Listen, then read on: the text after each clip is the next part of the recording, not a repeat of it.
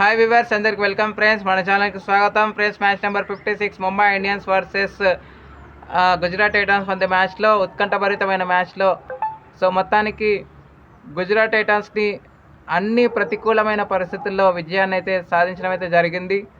Almost play ఆఫ్స్కి చేరుకున్నట్టే. Q&A మార్క్ని సొంతం చేసుకోవడానికి ఎంతో దూరంలో లేదు.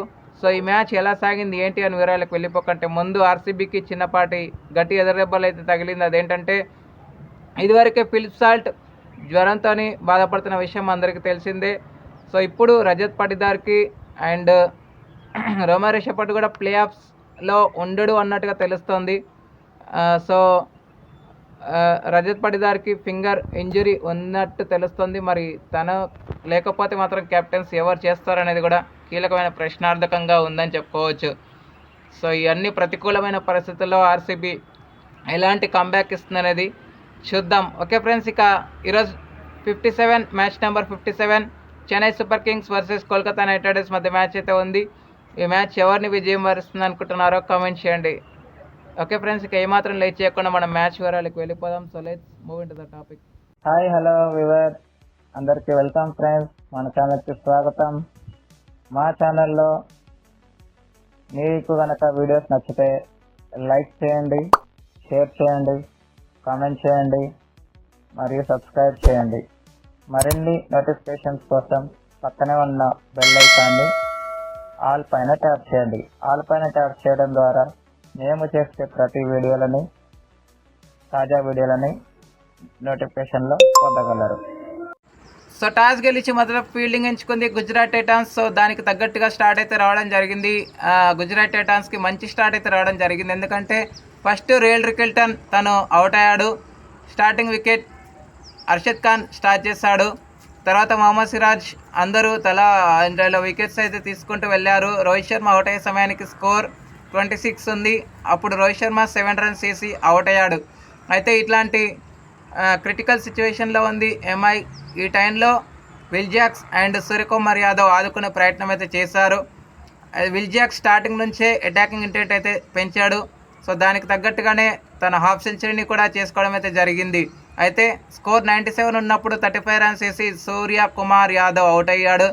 ఆ తర్వాత వెంటనే విల్ జాక్స్ కూడా 53 రన్స్ అయితే చేసి అవుట్ అయ్యాడు. 53 రన్స్ వేసి అవుట్ అయిన తర్వాత ఎప్పుడైతే విల్ జాక్స్ అవుట్ అయ్యాడో మళ్ళీ వికెట్ల పరంపర కొనసాగుతూ వచ్చింది. తిలక్ వర్మ 7, హార్దిక్ పాండ్యా 1. అందరూ నిరాశపరిచారని చెప్పుకోవచ్చు. కానీ 150 రీచ్ అయ్యింది ఎంఐ అంటే బాష్ చేసినటువంటి 27 రన్స్ ఏవైతే ఉన్నాయో అవి మంచి వాల్యుబుల్ రన్స్గా మారాయి. అందుకే ఈ మ్యాచ్ ఇంత ఉత్కంఠభరితంగా సాగిందని చెప్పుకోవడానికి ఇతని ఇన్నింగ్సే ఒక ఉదాహరణ అని చెప్పుకోవచ్చు. వికెట్స్ కనుక చూస్తే సాయి కిషోర్ మాత్రమే 2 వికెట్లు తీసుకున్నాడు. తర్వాత మిగతా అందరికీ మొహమ్మద్ సిరాజ్ కానీ, జెరాల్ కోహెట్జీ కానీ, ప్రసిద్ధ్ కృష్ణ కానీ, రషీద్ ఖాన్ కానీ, అర్షద్ ఖాన్ కానీ అందరికీ తల ఒక్కొక్క వికెట్ అయితే రావడం అయితే జరిగింది. 7 ఎక్స్ట్రాస్ ఇచ్చారు. అనంతరం లక్ష్య ఛేదనను ఆరంభించిన గుజరాత్ టైటాన్స్కి కూడా ఏమాత్రం ఇన్నింగ్స్ అంతగా సాగలేదని చెప్పుకోవచ్చు. ఎందుకంటే స్టార్టింగ్లోనే సాయి సుదర్శన్ కన్సిస్టెన్సీకి మారుపేరు, కేర్ ఆఫ్ అడ్రస్. తన వికెట్ని సంపాదించింది ఎంఐ. తర్వాత మంచి పార్ట్నర్షిప్ బిల్డ్ అయింది శుభ్మన్ గిల్ అండ్ బట్లర్ మధ్య. 70 పార్ట్నర్షిప్ బిల్డ్ అయిన తర్వాత బట్లర్ 30 రన్స్ వేసి అవుట్ అయిన తర్వాత వర్షం రావడం, అప్పటికి శుభ్మన్ గిల్ 37 రన్స్ వద్ద ఉండడం, రుతర్ఫర్డ్ కూడా 20+ పైన ఉండడం, మంచి పార్ట్నర్షిప్ నిరూపితం అవుతుంది అప్పటి వరకు. అయితే ఎప్పుడైతే వర్షం తగ్గిందో బుమ్రా బాల్ తీసుకోవడం, ఒకే ఓవర్లో 2 వికెట్లు తీసుకోవడం అయితే జరిగింది. తన 2 ఓవర్లో 2 వికెట్లు అయితే తీసుకోవడం జరిగింది ఒక్కొక్క ఓవర్లో. ఫస్ట్ ప్రమాదకరమైన బ్యాటర్ రుతర్ఫర్డ్ని అవుట్ చేశాడు 28 రన్స్కి. ఆ తర్వాత ఓవర్లో షారుఖ్ ఖాన్ని కూడా అవుట్ చేశాడు. బోల్ట్ ఎప్పుడైతే శుభ్మన్ గిల్ని 43 రన్స్కి అవుట్ చేశాడో గేమ్ మొత్తం ఉత్కంఠగా మారిందని చెప్పొచ్చు. రషీద్ ఖాన్ ఏమాత్రం నిలవలేకపోయాడు. కానీ అప్పటికి జెరాల్ కోహెట్జీ అండ్ ఈయన త్రివాటియా ఇద్దరు ఉన్నారు కాబట్టి మ్యాచ్పై ఆశలు అయితే ఉన్నాయి. అయితే 130+ స్కోర్ ఉన్నప్పుడు 6 వికెట్స్ కోల్పోయింది. అప్పుడు మళ్ళీ వర్షం రావడం, మళ్ళీ ఒక్క ఓవర్కే మ్యాచ్ కుదించడం జరిగింది. 15 రన్స్ టార్గెట్ ఇచ్చారు. ఆ 15 రన్స్ని చాలా ఉత్కంఠభరితంగా సాగిందని చెప్పుకోవచ్చు. ఫస్ట్ బాల్ దీపక్ చహర్ వేయడానికి వచ్చారు last over. First ball 4, second ball single. ఆ తర్వాత గెరాల్ కోయిడ్జీ ఇన్నింగ్లోకి వచ్చాడు. ఎదుర్కొన్న ఫస్ట్ బాలే 6 కొట్టిన తర్వాత అది నో బాల్గా మారడం వల్ల మళ్ళీ సింగిల్ తీసుకోవడం అయితే జరిగింది. ఆ తర్వాత 5th బాల్కి వికెట్ వచ్చిన తర్వాత మరొక ఉత్కంఠకు దారి తీయకుండా సింగిల్తో మ్యాచ్ని అయితే ఫినిష్ చేశారు. అయితే ఇక్కడ రన్అట్ని మిస్ చేసుకున్నారు ఎంఐ.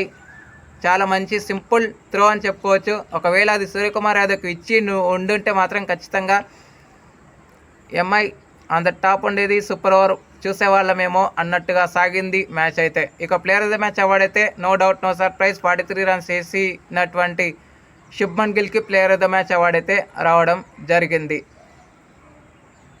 ఇక వీళ్ళ సైడ్ నుంచి అశ్విని కుమార్కి 2 వికెట్లు, బుమ్రా, ట్రెంట్ బోల్ట్ 2 వికెట్లు, దీపక్ చహర్ 1 వికెట్ అయితే తీసుకున్నాడు.